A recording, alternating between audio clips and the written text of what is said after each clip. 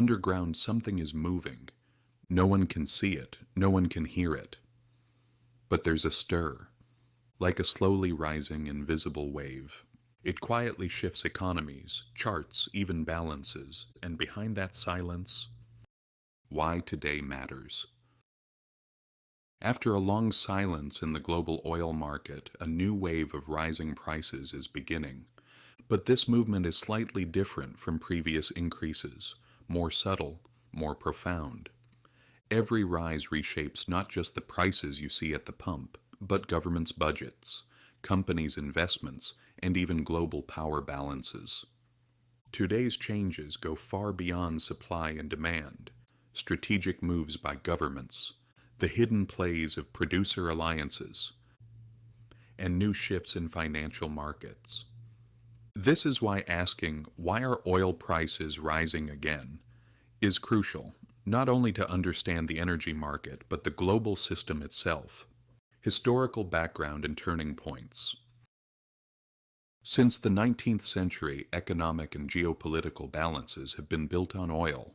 Countries have shaped their strategies around it. With rising energy demand, especially from the early 21st century onward, oil demand soared, and producers struggled to keep up. Increasing demand strained production capacity, pushing prices worldwide to remarkable levels. This surge made oil not just an energy source, but a central element of global economic growth and geopolitical power. Producers, especially OPEC and major exporters, had to develop strategies to increase production and stabilize prices. The 2020 pandemic caused demand to plummet, sending prices to historic lows. It also accelerated the transition to renewable energy. Yet this effect lasted only a few years. Global economies recovered, consumption rose, and the oil market stirred again. Producers had to devise new strategies to balance prices and supply. Thus, oil continues to reshape both economics and geopolitics, far beyond being merely a fuel. Behind the scenes, what's really happening? OPEC countries cut production to control supply, but countries like the US, Brazil, and Canada don't follow suit. They keep increasing production. In short, one side breaks while the other accelerates. For example, Saudi Arabia limits output while the US boosts shale production, creating a volatile price balance. Global demand is rising, especially from China, India, and Gulf nations. Yet economic growth is slow elsewhere, so energy consumption increases less than expected. Meeting demand becomes difficult, creating instability in prices. Oil is now an investment tool, not just an energy source. Interest rates, the dollar's value, investor confidence, all affect prices. Add Middle Eastern instability, Red Sea tensions, and Russia-related risks, and nobody can predict tomorrow's price with certainty. Uncertainty keeps the market alive.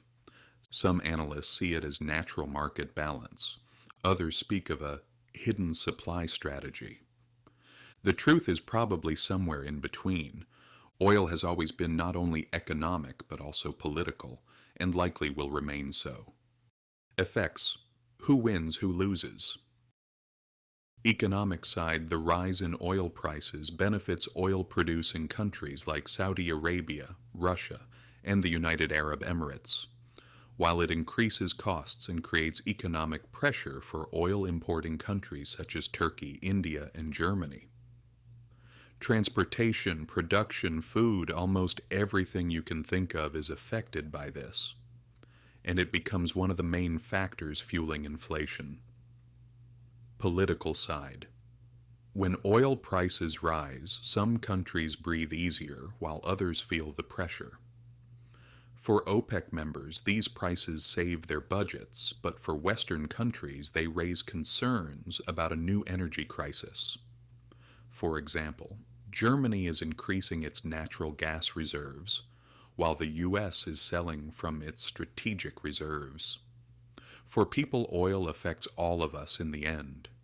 The price at the pump, the bus ticket, the electricity bill, they are all links in the same chain. But this chain isn't fair. The burden often falls on the shoulders of low-income people, while the wealthy continue their lives almost unaffected. In fact, the bloodshed, wars, and conflicts over oil result in the weak being crushed and the helpless becoming even poorer. The energy crisis is a harsh but invisible story that deepens not only the economy, but also inequality and injustice. Prices rise, but on the shoulders of the oppressed. Conclusion. The oil market tells a far more complex story than it seems. A single drop affects everything, from money to politics, daily life to global strategies. Today's slow rise might signal a new era. Yet every rise hides a potential fracture. In energy, no power, no story lasts forever. Ultimately, we face the same reality. Energy powers not just machines, but human lives, nations' fates, and empires' hearts. Oil will eventually run out. When that day comes, the world must build a new order, a new story. Then energy will no longer be just a resource. It will become a mirror in which humanity writes its own future. And perhaps we'll understand that true power isn't oil, but the vision and will guiding it.